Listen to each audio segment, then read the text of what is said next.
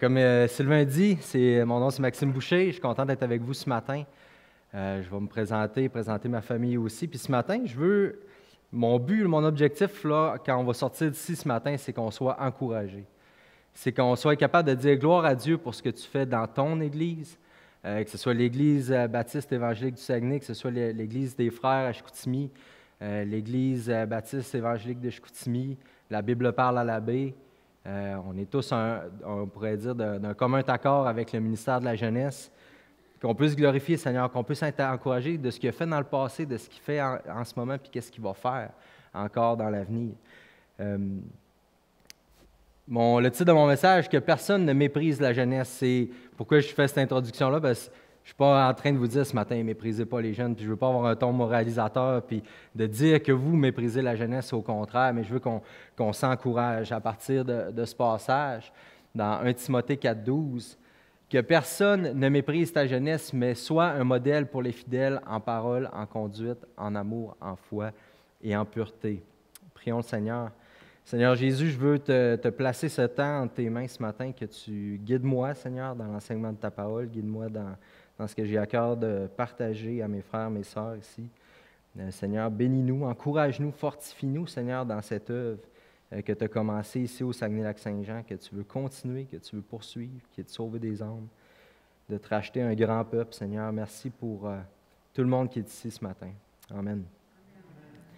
Donc, on va revenir au texte, mais ce matin, ce que je vous propose, c'est, je vais vous parler un peu de moi, non pas pour me vanter, me glorifier de quoi que ce soit, mais vous partager un peu mon témoignage. Comment le ministère de la jeunesse a eu une influence dans ma vie, qu'est-ce que ça a changé. Ensuite, je vais vous présenter un peu c'est quoi la jeunesse de Chicoutimi, qui en fait, on est peut-être dû pour changer de nom, de l'appeler la jeunesse du Saguenay, parce que ça regroupe, ça va même jusqu'à Alma, il y a des jeunes des fois qui descendent d'Alma, de l'Église baptiste là-bas. Donc, qu'est-ce que c'est ça? C'est quoi le but? Qu'est-ce que ça fait? Et c'est quoi les fruits de ça? Et je veux terminer, après ça, on va regarder le passage ensemble de 1 Timothée 4,12 pour s'encourager, pour encourager nos jeunes, mais encourager aussi nos plus vieux par rapport au ministère de la jeunesse. Donc ça, c'est ma petite famille. Mon épouse Émilie, notre fille Irène qui a 3 ans, bientôt 4, et notre fils Henri qui a 2 ans. C'est par la grâce de Dieu, c'est notre petite famille. Peut-être qu'il y en a d'entre vous qui connaissaient mes grands-parents, Claude et Monique Boucher. On a de la famille, ma grand-mère de la famille Saint-Laurent qui était beaucoup impliquée encore à l'église pentecôtiste ici, juste à côté. Donc, je viens d'une famille qui croit au Seigneur Jésus, qui m'a enseigné les valeurs de Dieu. Est-ce que c'est une famille parfaite? Non. Je pense que tout le monde qui a des enfants, tout le monde qui a une famille ici, c'est la même réalité. On est des pécheurs sauvés par grâce. Le Seigneur m'a sauvé. Je vais juste faire suivre mes petites diapos ici pour pas... Le Seigneur Jésus, il m'a sauvé en 97 pendant que j'étais dans un camp pour les enfants au Camp Brochet. C'est là que c'est devenu clair que j'étais pécheur, que j'avais besoin d'être sauvé. Ensuite, la vie a continué, puis c'est plus en 2007, à la fin de mon adolescence, que là, le Seigneur Jésus m'a vraiment parlé. Puis il m'a dit, là, tu as une décision à prendre. Est-ce que tu vas vivre pour moi? Est-ce que tu vas me servir? Ce que tu as compris à l'âge de 8 ans, là, maintenant, à l'âge de 18 ans, qu'est-ce que tu fais avec ça? Qu'est-ce que tu vas faire avec ça? Parce que j'étais comme je louvoyais, là, pour utiliser un beau terme français, entre le monde et ma foi. Puis le Seigneur, il a fallu qu'il me brasse pour me ramener à lui. Le Seigneur a permis que je revienne à lui. À partir de 2008 à 2011, j'ai été leader jeunesse sous on pourrait dire la gouverne de Jonathan Labelle, qui était là à l'époque, qui était responsable de la jeunesse. Je nomme des noms, peut-être que vous ne les connaissez pas, mais repensez à vous quand vous avez connu le Seigneur. Ces noms, ces gens, ces figures qui sont imprégnées dans votre tête. Liette m'a enseigné l'enseignement religieux protestant qu'il donnait à l'école secondaire publique à l'époque. Puis elle me dit, tu te souviens-tu de ce qu'on a vu? Je dis non, mais je me souviens des personnes. Puis souvent, on ne se souvient pas de tous les enseignements, on ne se souvient pas de tout le contenu de ce qu'on a vu, soit à l'église, dans un groupe de jeunes, ou peu importe, mais on se souvient des personnes dans lesquelles était le Saint-Esprit, dans lesquelles le Seigneur a agi pour toucher nos vies. Donc, peut-être que vous ne connaîtrez pas les personnes de qui je vais parler, je ne veux pas m'étirer trop longtemps là-dessus, mais repensez à ces personnes qui ont eu une influence dans votre vie pour que vous connaissiez le Seigneur Jésus. Et par la grâce du Seigneur, en 2011 jusqu'en 2021, j'ai été avec Mon collègue Marc-André Caron, qui est ancien également à l'Église de Chicoutimi. On a été responsable de la jeunesse quand Jonathan Labelle est parti. Ensuite, en 2014, j'ai eu le bonheur d'épouser Émilie, qui se trouve être la fille à Lorraine et Brian de l'Église de Saint-Félicien. Et ensemble, on était responsable de la jeunesse, ça allait jusqu'en 2021, où est-ce qu'on a passé le flambeau à deux jeunes filles, Sarah Gagné et Esther Gagné, les filles à Jean et Linda, également d'Olbeau, entre parenthèses, l'Église de Saint-Félicien. On est allé recruter, entre guillemets. Non, on n'a pas recruté, ils se sont joints à nous, mais on est vraiment bénis. Et depuis 2021, par la grâce du Seigneur encore, j'ai été nommé ancien à notre Église. Puis je le dis avec toute humilité, je suis un serviteur du Seigneur, un serviteur de son Église. Et je dis tout ça pourquoi? Pourquoi? Pas pour vanter, pas pour mousser quoi que ce soit de ma personne, mais parce que le Seigneur m'a amené là. Puis comme Paul dit, c'est par la grâce de Dieu que je suis qui je suis, où est-ce que je suis rendu. Je ne vous dis pas ça pour me mettre sur un piédestal ou en modèle en disant « Voici ma vie, imitez-la, faites-la ». Non, c'est pas ça. C'est que le Seigneur nous touche, nous attire, se sert de nous de façon différente. Puis moi, le Seigneur m'a beaucoup touché par le ministère de la jeunesse, me donnait à cœur de m'impliquer avec le ministère de la jeunesse. Pourquoi est-ce que je vous partage tout ça? Si vous m'aviez connu, et là, je vous mets des belles photos d'époque. Non, excuse, c'est celle-là. Le petit garçon en avant avec les cheveux rasés dans le milieu, ça, c'était moi à 13 ans. Si vous m'aviez connu ensuite, peut-être qu'il y en a pour Liette, tu m'as connu dans ces âges-là à l'école secondaire. Quand j'avais 14, 15 ans, 17 ans, le 15 à 17 ans, si vous m'aviez connu à cette époque-là, puis que j'étais demeuré dans l'état spirituel que j'avais à cette époque-là, je vous garantis que je n'aurais pas été invité ici ce matin.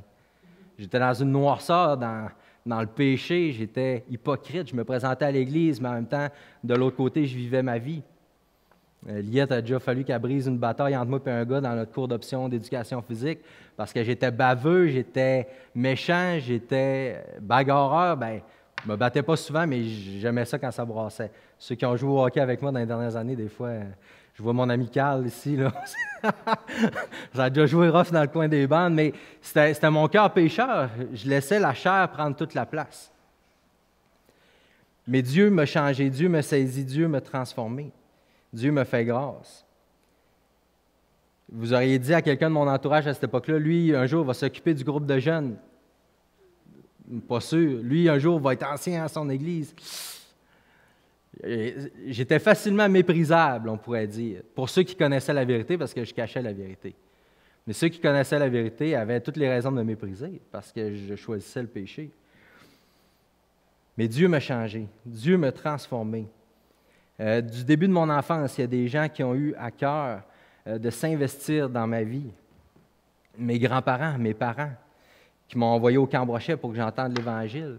Ils m'ont envoyé à l'école La Source où est-ce qu'on était entouré de chrétiens. Et ensuite, ici, je mets des photos de gens qui m'ont influencé. Peut-être certains connaissaient Lucie Pétel. Je n'ai pas trouvé de photos de Mme Mailloux, Lucie Mailloux, qui ont été mes enseignantes également à l'école La Source, mais des femmes de Dieu qui étaient sévères, mais qui m'ont parlé de Jésus, puis qui m'ont aidé à me cadrer. Moi, le petit gars tannant, turbulent, Sylvain, qui a été mon professeur aussi, Liette, plus tard au secondaire, une photo de Pierre et Suzanne Munger en haut à droite, qui sont les directeurs au Camp-Brochet, qui, à mon adolescence aussi, m'ont challengé, m'ont aimé. C'est dans un partage, dans un feu de camp de Suzanne, qui présentait l'Évangile, que j'ai compris l'Évangile à l'âge de 8 ans. En bas à droite, c'était les leaders jeunesse quand j'avais cet âge-là. C'était eux qui s'occupaient de la jeunesse à notre Église, Steve et Audrey Charland, qui s'investissaient auprès des jeunes. Et ces personnes-là ont investi, se sont donnés dans la jeunesse, dans ma vie alors que j'étais jeune, et ils ont fait une différence. Ils ne m'ont pas méprisé, ils m'ont accepté tel que j'étais, un enfant, un adolescent, pécheur qui avait besoin du salut par grâce du Seigneur Jésus. Et je continue avec d'autres photos, peut-être c'est des visages que vous connaissez, les frères Gauthier en haut qui ont été d'une grande influence aussi pour moi dans ma vie, ils n'ont rien fait de spectaculaire, là. Quand j'étais adolescent, ils m'ont invité à jouer à l'ordinateur chez eux à un moment donné avec mon père et d'autres gars de l'Église. Mais ça a resté marqué dans ma tête que wow, ces plus vieux-là, ces chrétiens-là, ils veulent de ma compagnie, ils veulent être avec moi, ils veulent faire de quoi Pas juste me voir à l'église, mais faire quelque chose. Puis ils s'intéressent à moi, ils m'ont invité à jouer à l'ordinateur. Puis plus tard, en grandissant, ces hommes-là ont pu me donner des conseils aussi dans ma vie de jeune adulte. En bas à gauche, bien, notre frère David Simard, qui, plus tard dans ma vie de jeune adulte, quand j'ai commencé sur le marché du travail, on jouait au hockey ensemble, puis souvent m'encourageait, lâche pas la jeunesse, lâche pas ces choses-là, lâche pas de servir le Seigneur. On en a besoin. Puis il a été d'un grand encouragement en bas des amis aussi de mon église, en bas à droite, un jeune homme qui s'appelait Mathieu Petit, qui est toujours vivant, il vit dans l'Ouest, puis que lui, il m'avait comme pris sous son aile, puis j'étais son petit protégé à la jeunesse, puis il m'amenait partout où ce que lui y allait. Mais tous ces gens-là, d'une manière ou d'une autre, ont eu un impact. Plus tard dans ma vie, il y a eu un autre responsable, mon Paul que j'appelle, moi je me considère son Timothée, Jonathan Labelle, qui maintenant implante une église à Laval, la cité Laval, avec l'église de Terrebonne-Mascouche.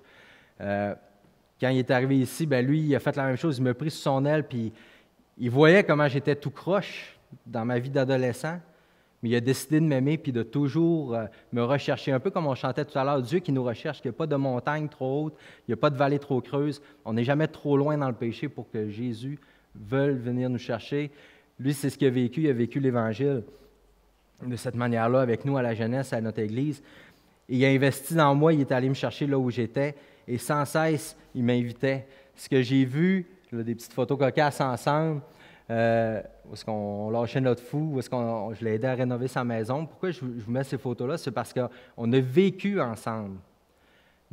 Puis repensez à ces gens-là qui vous ont présenté l'Évangile, dans qui vous avez vu Dieu agir, dans qui vous avez vu, wow, je vois Dieu agir dans la vie de cette personne-là et je veux ça moi aussi.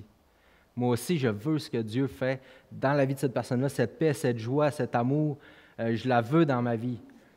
Puis j'ai écrit des petites choses ici que j'ai vues dans la vie de cette personne-là, qui était notre responsable de jeunesse, mais quelqu'un qui a vu le potentiel, non en moi, mais de ce que Jésus, lui, pouvait faire en moi.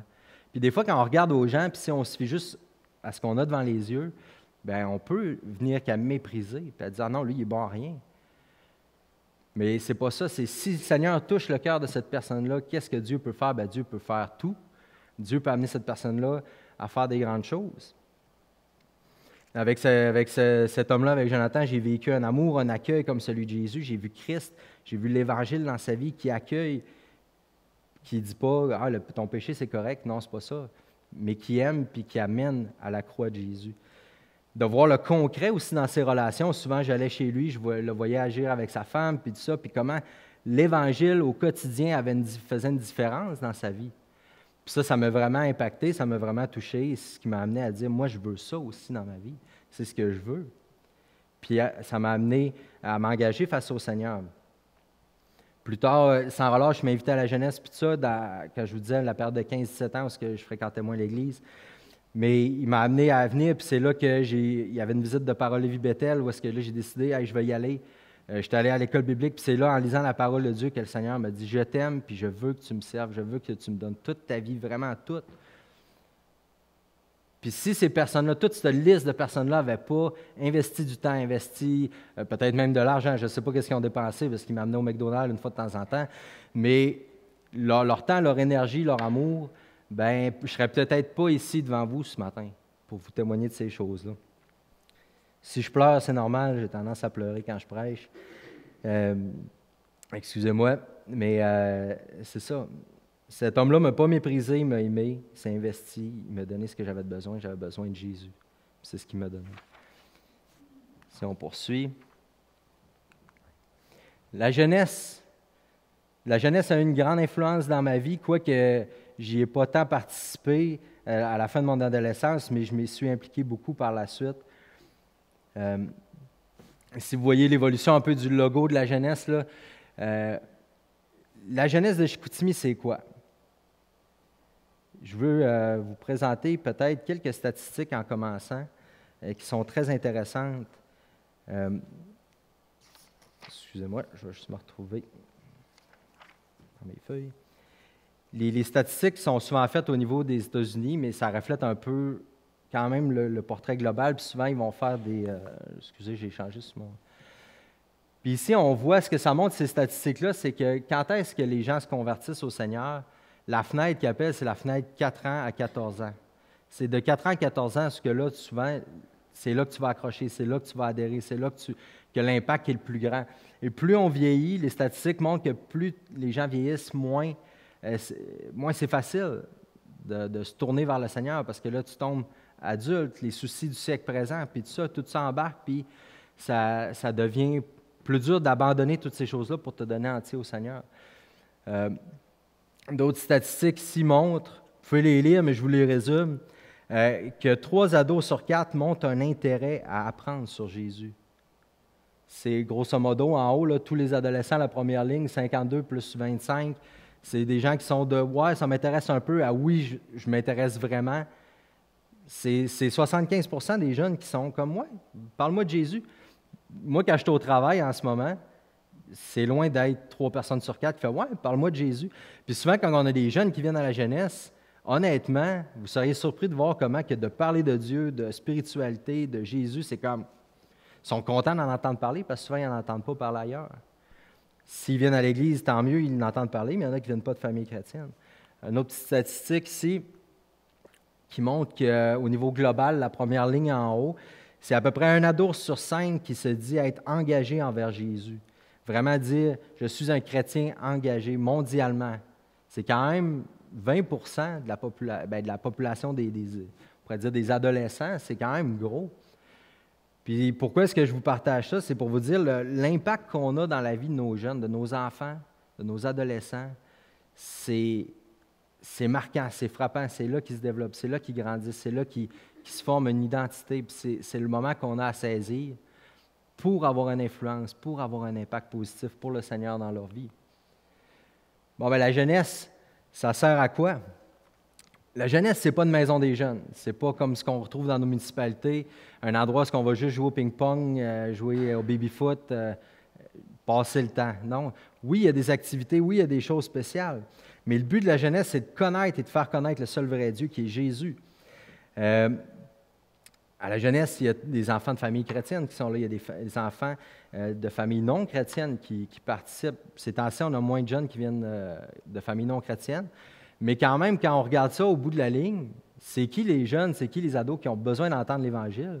Bien, c'est tous les adolescents. C'est que tu viennes d'une famille chrétienne ou pas, ça n'a pas d'importance. Tu as besoin de Jésus pour toi-même, tu as besoin de connaître l'Évangile.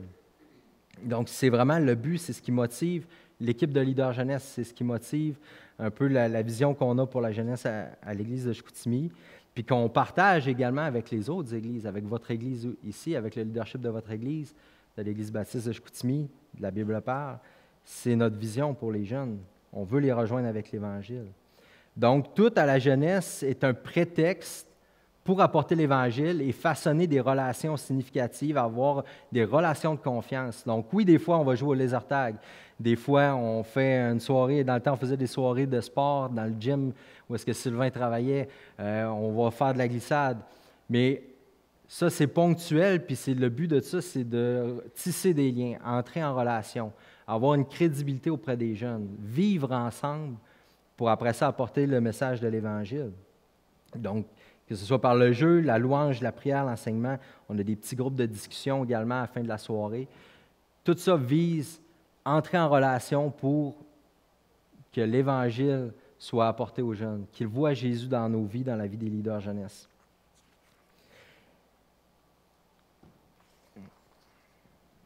Puis ici, je vous montre des photos de choses extravagantes qu'on a fait à la jeunesse dans le passé. Remplir l'église de confettis, mettre des tentes dans le milieu de l'église pour faire du camping pour la soirée Noël. Jouer au hockey custom. Sylvain parlait des marques dans le sous-sol. À l'église, on a pété des stores, on a pété des calorifères parce qu'on essayait de faire attention, mais on jouait au hockey custom, on faisait plein de choses, on se lançait des ballons. Puis le conseil de l'église, souvent, nous disait, là, faites attention. Puis là, tu avais d'autres membres sur le conseil de l'église qui disaient, non, mais tu sais, on a 20-30 jeunes qui sont là tous les vendredis soirs. Si on a à remplacer 2-3 lattes de stars par semaine, ça coûtera ce que ça coûtera, mais ils sont là, puis ils entendent l'Évangile. Ensuite, toutes les belles choses qu'on peut faire avec la jeunesse, souvent à la fin de l'année, on organise un petit gala pour ceux qui graduent, qui passent le secondaire 5, peut-être des visages que vous reconnaissez là-dedans. On va dans les conférences jeunesse aussi, moment très important quand on va à Patmos, c'est qu'on tisse des liens, on se rapproche de nos jeunes. On passe toute une fin de semaine à vivre, à jouer, à puer ensemble. Parce que là, tu es là à Patmos, puis là, c'est là que tu connectes. Puis ça lance l'année pour entrer en relation. Le but, c'est pas juste d'offrir des activités, mais c'est d'entrer en relation pour témoigner l'amour de Jésus, pour faire connaître l'Évangile. La jeunesse, c'est qui? Je veux vous présenter nos leaders jeunesse de cette année. On voit les... moi, je suis comme daltonien un petit peu, fait que je ne serais pas capable de vous pointer, là, je ne vois pas le rouge sur l'écran.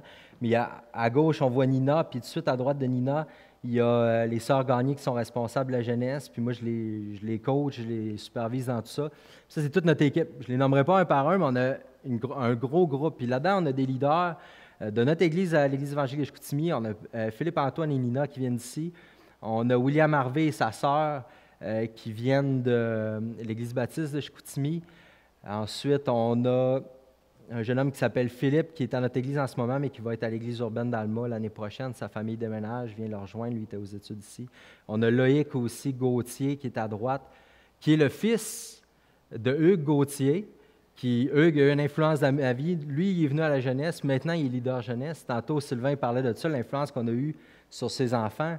Mais je regarde Karine qui est ici, qui a eu une influence dans la vie de ma femme dans le ministère de la jeunesse à Saint-Félicien. Et que tantôt, ça va être mes enfants qui vont être influencés par vos enfants dans le ministère de la jeunesse. Et c'est une roue qui tourne, puis on a besoin de tout ce monde-là qui s'influence les uns les autres.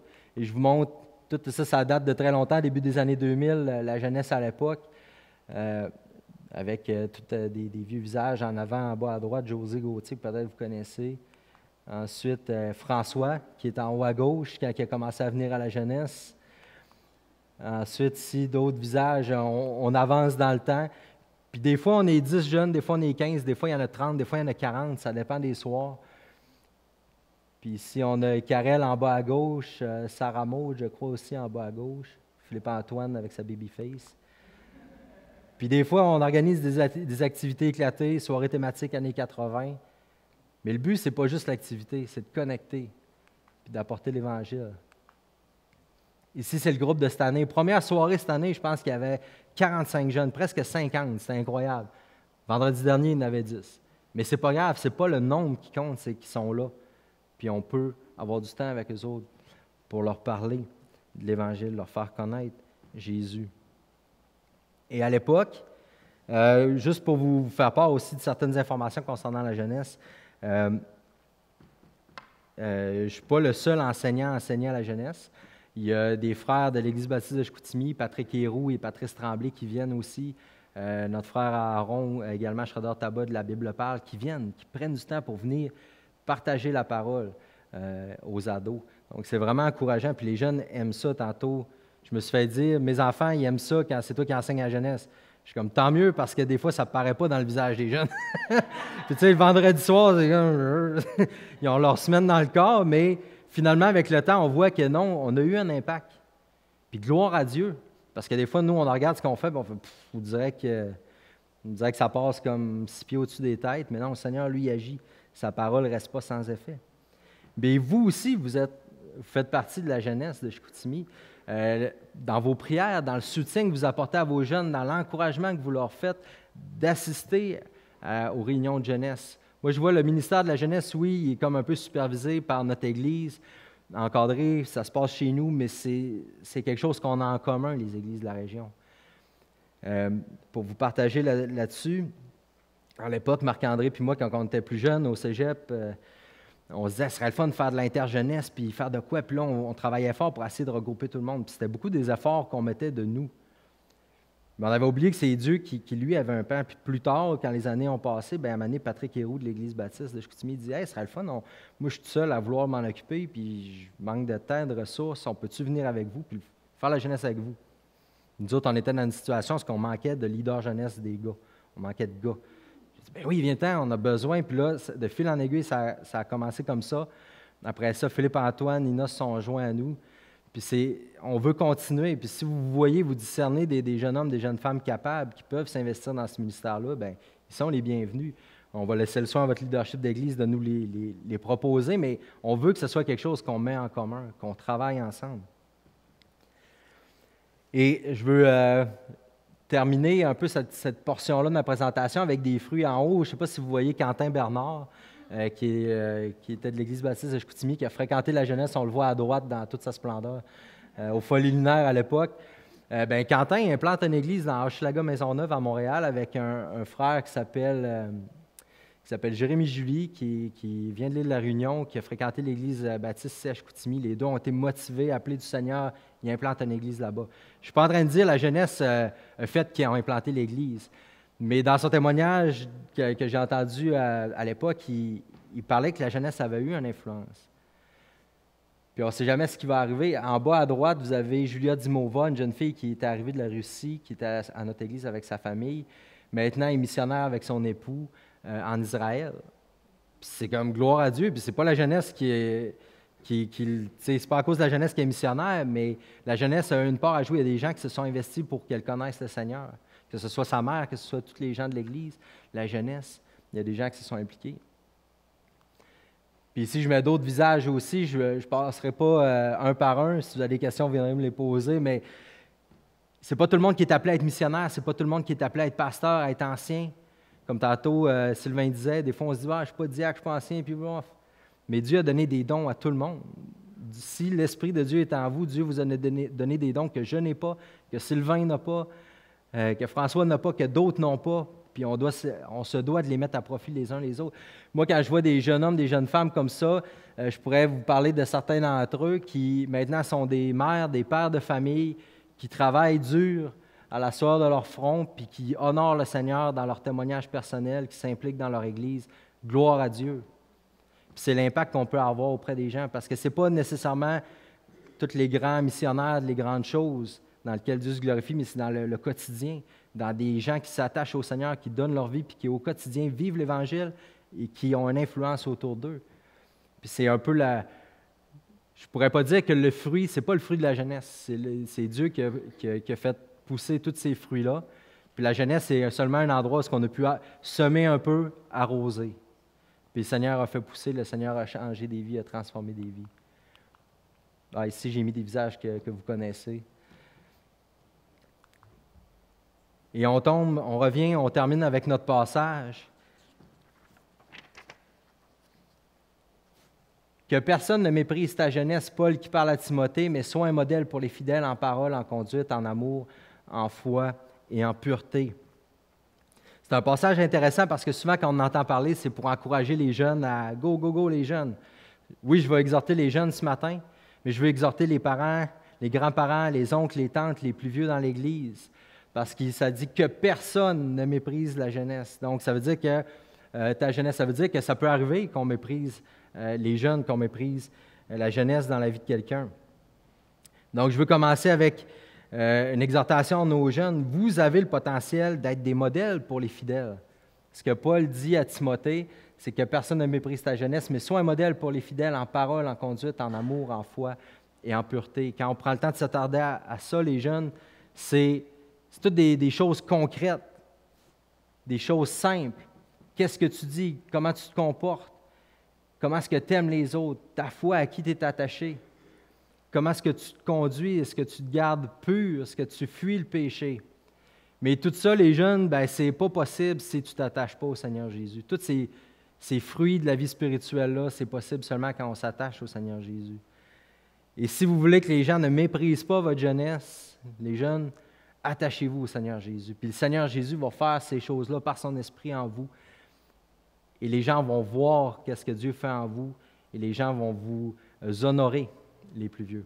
Donc, c'est du donnant-donnant. Les jeunes, on doit s'attacher au Seigneur, on doit cultiver ces choses-là dans notre vie, puis les plus vieux, on doit également donner les moyens aux jeunes pour connaître le Seigneur et pouvoir cultiver ces choses-là dans leur vie. C'est pas juste, vas-y, fais-le, montre-nous que tu es capable, mais non, c'est, on s'investit en toi, on va te supporter, on veut que tu nous montres des fruits, puis on va travailler ensemble.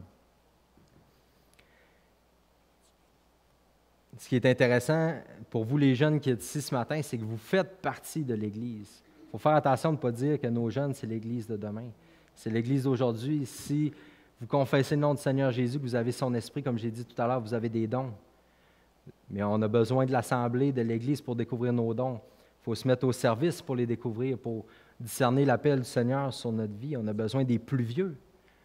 Puis en tant que jeune, des fois, c'est facile de dire « Ah, les vieux, ils ne savent pas de quoi ils parlent, ils ne sont pas dans ma vie, ils ne sont pas dans ma réalité. » Mais ils ont passé par là aussi, puis le Seigneur leur a donné une sagesse pour vous aider, pour vous éviter des pièges, vous éviter des embûches. Et les plus vieux, est-ce que vous croyez ça, que nos plus jeunes peuvent être des modèles pour nous en parole, en conduite, en amour, en foi, en pureté? Je pense que dans notre tête, il faut accepter cette réalité-là, il faut la croire que le potentiel, comme j'ai dit tout tantôt, ce n'est pas seulement que dans la personne qui est devant nos yeux, mais c'est dans l'esprit que Dieu met dans la personne. Et si on sème l'Évangile, si on sème l'amour de Christ, et que cette personne-là se tourne vers le Seigneur Jésus, mais après ça, le Seigneur l'a entre ses mains, puis il peut faire ce qu'il veut avec cette personne-là. Paul exhorte également Timothée dans 1 Timothée 4, 14. Il lui dit de ranimer la flamme du don de Dieu. Il dit, Dieu t'a donné quelque chose, tu dois le mettre en pratique, tu dois l'exercer. Timothée avait, les commentateurs disent, dans la trentaine, donc plus vieux que nos ados, mais était considéré comme un jeune tout de même pour les gens de son époque, pour les gens qui enseignaient la parole. Souvent, c'était les plus vieux, les personnes plus âgées. Puis Paul lui dit, ranime la flamme du don de Dieu. Dieu t'a donné quelque chose, serre-toi-en. Puis moi, ce que je veux dire aux jeunes qui sont ici ce matin, si tu crois au Seigneur Jésus, Dieu te donne quelque chose, il te donne des dons, il veut que tu t'en serves, serre-toi-en. Parle à tes parents, parle aux gens dans l'Église, parle à ton professeur d'école du dimanche, parle-en au leader jeunesse. Cherche, c'est quoi que Dieu m'a donné que je peux mettre au profit des autres, au profit de mon Église. Paul va reconnaître dans 2 Timothée 1, 9 et 14, il reconnaît que le salut qui est en lui, qui est en Timothée, c'est la même chose, que le Saint-Esprit qui est en lui, qui est en Timothée, c'est la même chose. Tout à l'heure, notre frère Sylvain a lu Philippiens 1. Regardez dans Philippiens, 2 Corinthiens, Colossiens, 1 Thessaloniciens, Philémon. Paul ouvre ses épîtres en signant Paul et le frère Timothée. Paul et Timothée, on est une équipe, on est ensemble. Oui, ils n'étaient pas égaux en responsabilité, en tâches, même en capacité, en dons, mais ils étaient co-ouvriers pour la même œuvre de Christ. Et ils se voyaient ensemble là-dedans. Donc, mon message pour vous, les jeunes, ce matin, vous devez respecter, oui, honorer les plus vieux que vous, prendre conseil, mais considérez-vous que vous êtes co-ouvriers, vous participez à la même œuvre pour le Seigneur. Ne vous méprisez pas vous-même en disant « Ah non, moi je suis trop jeune. » Pas capable. Non. Le Seigneur se sert. Quand on lit les Évangiles, quand on lit Actes, ça dit que vos fils et vos filles prophétiseront dans Actes, le passage m'échappe, mais c'est une citation de Joël. Le Seigneur veut se servir des jeunes gens. Il y a plein d'exemples dans l'Ancien Testament. On pense à Samuel, on pense à la jeune fille là, qui a amené Naaman à venir voir Élie pour se faire guérir, ou Élisée. Là, je me trompe peut-être, je n'ai pas pris des notes. Mais Dieu veut se servir des jeunes. Dieu vous aime, Dieu vous a à cœur. S'il a touché votre cœur, c'est qu'il veut que vous viviez pour lui, que vous le serviez. Donc, Paul considère Timothée comme son co-ouvrier. Dans Romains 16, 21, il va même l'appeler son compagnon d'œuvre. C'est intime, s'il y avait une relation. Puis ici, comment je pourrais dire, je vous épargne tous les versets, mais quand Paul parle de Timothée, c'est son enfant dans la foi, c'est son bien-aimé.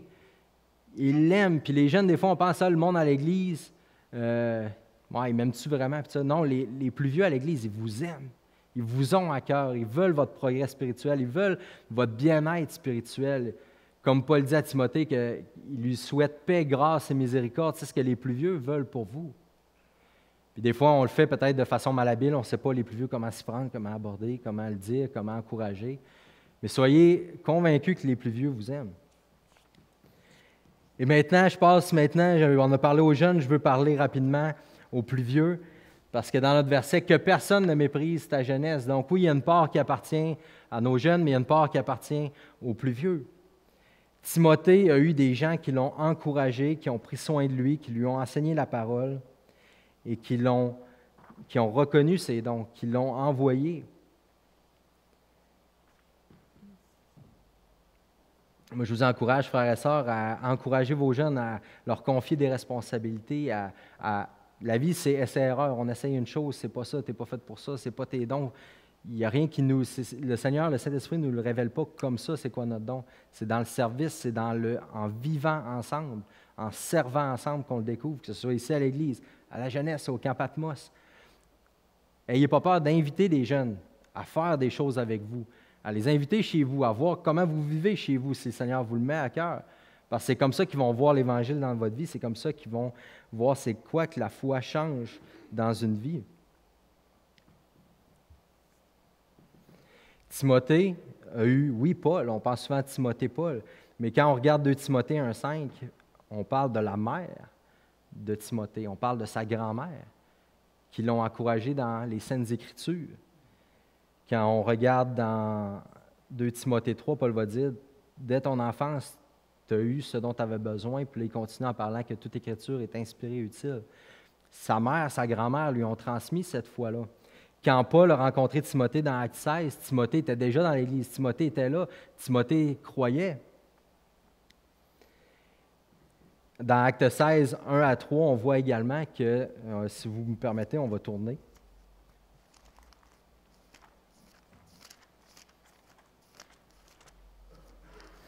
Parce que ça, je trouve que ça s'applique bien à notre vie d'Église. Dans Actes 16, c'est la rencontre très brève de Paul avec Timothée. Et ça dit dans la deuxième partie du verset 1, « Et voici, il y avait un disciple nommé Timothée, fils d'une femme juive fidèle et d'un père grec. Les frères de Lystre et d'Icône rendaient de lui un bon témoignage. Paul voulut l'amener avec lui, et l'ayant pris, il le circoncit à cause des Juifs qui étaient dans ces lieux-là, car tous savaient que son père était grec. » Okay, verset 3, on ne fait plus ça, là. On ne circoncie plus personne. Mais ce que je veux dire ici, c'est que les frères de Lystre et d'Icône rendaient de lui un bon témoignage. Timothée était là dans l'Église, les frères le connaissaient. Il y avait une relation, ils vivaient ensemble. Paul, quand il s'adresse à Timothée dans 1 Timothée 4,14, il parle que les anciens lui ont imposé les mains. Quand il lui parle du don qu'il a reçu par imposition des mains, il dit « Les gens ont reconnu quelque chose chez toi. » Les gens de l'Assemblée étaient actifs dans la vie de Timothée pour reconnaître ce que Dieu lui avait donné comme don et comment ça allait servir au Seigneur. Et dans Acte 16, on voit que Paul, il voit Timothée qui est là comme on pourrait, peut-être un fruit mûr, peut-être avec ses défauts, ses forces, ses faiblesses, puis il l'amène avec lui en voyage missionnaire, puis ils partent. Puis pour la suite, Timothée va être le bras droit de Paul, va être son ami, son compagnon d'œuvre. Mais il y a des gens qui ont investi dans Timothée avant même que Paul arrive, sa mère, sa grand-mère, les gens de son Église, son entourage. Puis nous, il ne faut pas négliger ça. On ne sait pas de nos assemblées s'il ne sortira pas des missionnaires, des pasteurs, des ouvriers. Puis encore là, ça, c'est souvent des choses qu'on aime à se dire et à croire, mais de nos assemblées va sortir également des jeunes hommes, des jeunes femmes fidèles au Seigneur, qui honorent le Seigneur, qui se rassemblent avec ceux qui aiment le Seigneur et qui témoignent dans leur milieu de travail du Seigneur Jésus, dans leurs loisirs, dans leurs activités. Il